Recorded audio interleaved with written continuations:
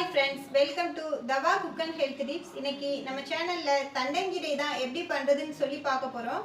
வாங்க தண்டங்கீரை செய்யிறதுக்கு என்னென்ன பொருட்கள் தேவைன்னு சொல்லிட்டு பார்ப்போம். தண்டங்கீரை செய்யிறதுக்கு நமக்கு என்னென்ன பொருட்கள் தேவைனா 2 வரமிளகாய், ஒரு 4 பல் பூண்டு, ஒரு பெரிய வெங்காயம் எடுத்துக்கிறோம். கொஞ்சம் தேவையான அளவு சீரகம் எடுத்துக்கிறோம். நமக்கு தேவையான அளவு உப்பு அப்புறம் எடுத்துக்கிறோம். இது எல்லாம் தான் நம்மளுக்கு தண்டங்கீரை பொரியல் பண்ணுறதுக்கு தேவையான பொருட்கள். வாங்க வீடியோக்குள்ளே போகலாம். கீரையோட தண்டை பாதி கட் பண்ணிடுங்க. ஃபஸ்ட்டு கட் பண்ணிவிட்டு கீரையை நல்லா க்ளீன் பண்ணி எடுத்துக்கிறங்க.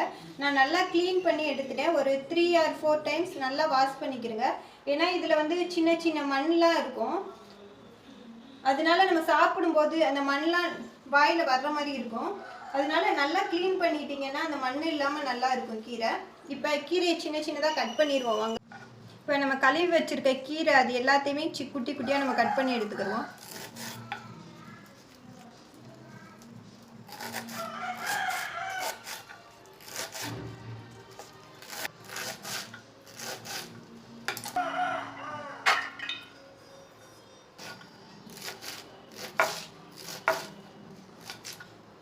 இப்போ கட் பண்ண கீரை அதை எல்லாத்தையும் எடுத்து போட்டுருவோம்.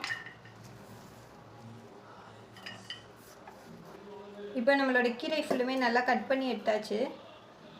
இப்போ அதை அப்படியே வச்சுட்டு வாங்க அடுத்து கீரை எப்படி செய்கிறதுன்னு சொல்லிட்டு பார்ப்போம்.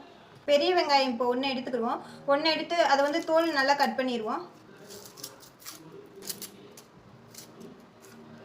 இப்போ வெங்காயம் அந்த தோல் எல்லாமே பிச்சுட்டு அதை கழுவி எடுத்துருவோம்.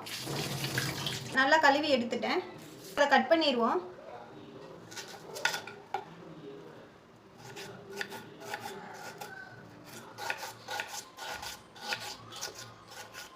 இப்போ கட் பண்ணி எடுத்து வச்சுக்கிடுவோம். ஒரு 4 பல் பூண்டு, சீரகம், கொஞ்சமாக சீரகம் எடுத்துக்கிடுவோம். எடுத்து இதில் போட்டு அப்படியே நல்லா நச்சு எடுத்துக்கிடுவோம்.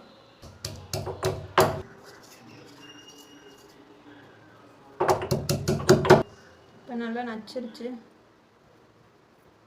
இது எல்லாத்தையும் இப்போ ஒரு பவுலில் எடுத்துக்கிடுவோம்.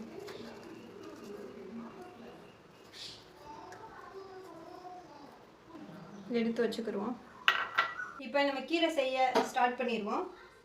இப்போ முதல்ல கேஸை பற்ற வச்சுக்கிடுவோம். பற்ற வச்சுட்டு ஒரு கடாய் வச்சுருவோம். கடாய் நல்லா சூடாகட்டும். சூடாக நம்ம ஆயில் ஊற்றிக்கிடுவோம். ஆயில் கம்மியாகவே ஊற்றினா போதும். ஆயில் நல்லா ஹீட் ஆகட்டும். ஆயில் நல்லா ஹீட் ஆகிடுச்சு. இப்போ கொஞ்சமாக கடுகு போட்டுக்கிடுவோம். கடுகு வந்து கொஞ்சமாக இவ்வளோ கடுகு போட்டால் போதும். போட்டுக்கிடுவோம்.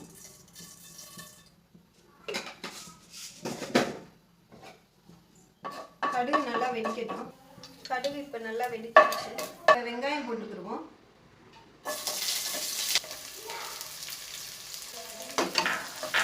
நல்லா மிக்ஸ் பண்ணிக்கிறோம். இப்போ வெங்காயம் கொஞ்சம் நல்லா வதங்கி வந்துருச்சு. இப்போ நம்ம தட்டி வச்சுருக்கோம் இல்லையா, அந்த பூண்டு சீரகம் அதை போட்டுருவோம். போட்டு நல்லா மிக்ஸ் பண்ணி விட்டுருவோம். 2 காய்ந்த மிளகாய் வச்சுருக்கேன். இப்போ அதையும் போட்டுருவோம். வந்து இதை எடுத்துட்டு நல்லா சிசர் வச்சு கட் பண்ணி போடுங்க குட்டி குட்டி பீஸாக.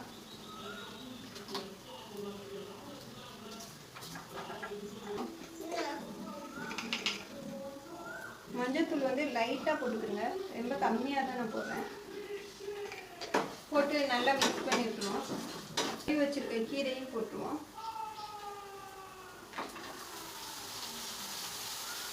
ஃபஸ்ட்டு கொஞ்சமாக போட்டு நல்லா மிக்ஸ் பண்ணி விட்டுருங்க.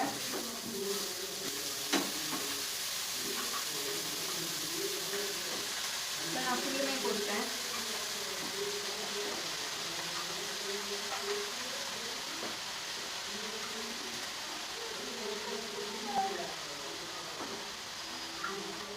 ஃபுல்லுமே போட்டு இப்போ நல்லா மிக்ஸ் பண்ணி விட்டுருங்க.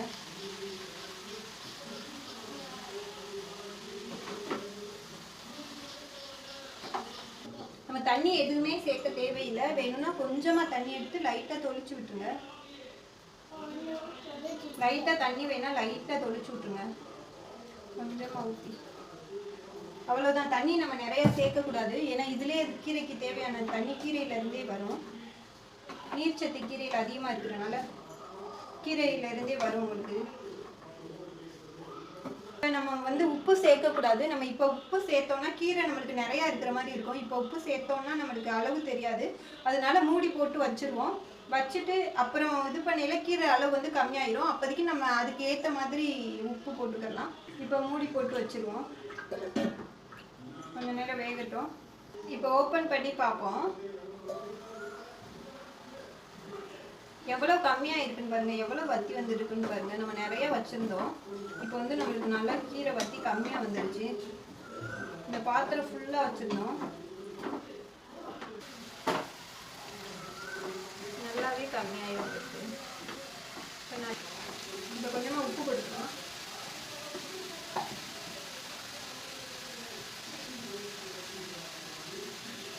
கொஞ்சமாக கைட்டே அள்ளி போடுறேன், அப்போ தான் அளவு தெரியும். ஸ்பூனில் போட்டால் சில டைம் அளவு தெரியாது ஒழுங்கா.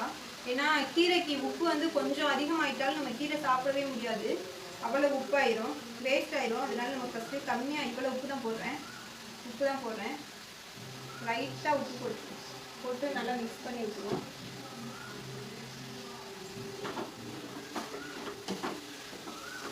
போட்டு நல்லா மிக்ஸ் பண்ணி விட்டுருவோம். இப்போ உப்பு கரெக்டாக இருக்கான்னு டேஸ்ட் பண்ணி வைப்பேன்.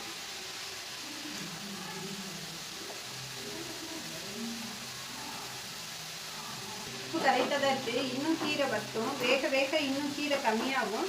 அப்படி கீரை கம்மியாச்சுன்னா நம்மளுக்கு டேஸ்ட் இன்னும் உப்பு டேஸ்ட் இருக்கும், அதனால போதும். இப்போ கொஞ்சமாக மிளகுத்தூள், நான் காரத்துக்காக மிளகுத்தூள் கொஞ்சமாக ஆட் பண்ணிக்கிறேன். மிளகுத்தூள் இவ்வளோ போட்டால் போதும், ஒரு அரை ஸ்பூன் போட்டால் போதும்.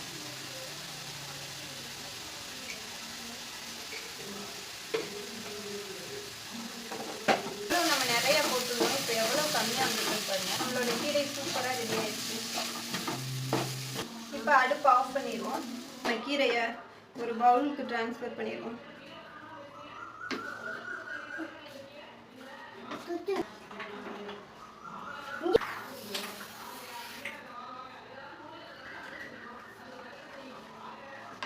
இப்போ நம்மளோட கீரை சூப்பராக ரெடி ஆயிடுச்சு. பாருங்கள் எவ்வளோ சூப்பராக இருக்குன்னு சொல்லிட்டு. இது மாதிரி நீங்கள் வீக்லி ஒன்ஸ் செஞ்சு சாப்பிடுங்க ஃப்ரெண்ட்ஸ். இப்போ எப்படி இருக்குன்னு சொல்லிட்டு டேஸ்ட் பார்த்துருவோம்.